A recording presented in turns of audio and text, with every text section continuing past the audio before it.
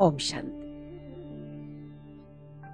जीवन में चलते चलते अपने मंजिल की ओर जैसे जैसे अग्रसर होते जाते हैं, मनुष्य के राह में अनेक प्रकार की बाधाएं सर उठाते हैं। ऐसे समय पर भी हमारे मन के हौसले बुलंद रहे।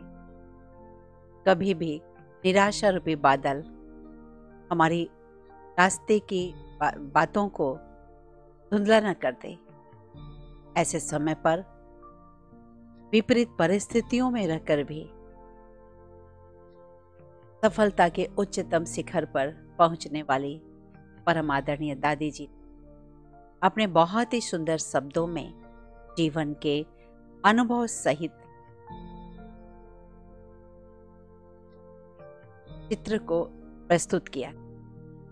दादी जी का कहना है कि मार्ग में बाधाएं तो अवश्यंभावी है, अतः परेशान होने की जरूरत नहीं। किसी भी प्रकार की चिंता आपकी शक्ति का ह्रास करती है। याद रखना, किसी भी प्रकार की चिंता आपकी शक्ति का ह्रास करते और चिंता ही करते रह जाए तो बची हुई शक्ति भी ह्रास होती जाती है, तो मंजिल पर पहुंचना असंभव होता है। इसलिए परिस्थिति को कभी भी कठिन मत समझें। यह प्रश्न कभी मत करें कि ऐसा क्यों हुआ। कभी यह महसूस न करें कि आप अकेले हैं। याद रखिए, ईश्वर सदैव आपके साथ है। ईश्वर आपको सहारा दे रहा है। शांति में स्थित होने के लिए समय निकालिए।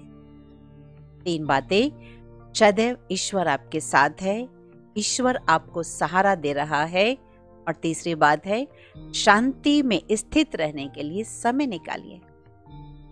शांत रहने से संभ्रम की स्थिति समाप्त हो जाएगी, आप में पुनः शक्ति भर जाएगी।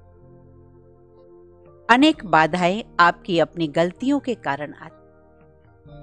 जीवन में अनेक बातें आपकी गलतियों के कारण आती है। अपनी गलती के कारण किसी अन्य के लिए बाधा मत बनो। कितने सुंदर विचार है जो हर परिस्थिति में हम याद रखें तो हमारा मनोबल सदैव ऊंचा रहेगा।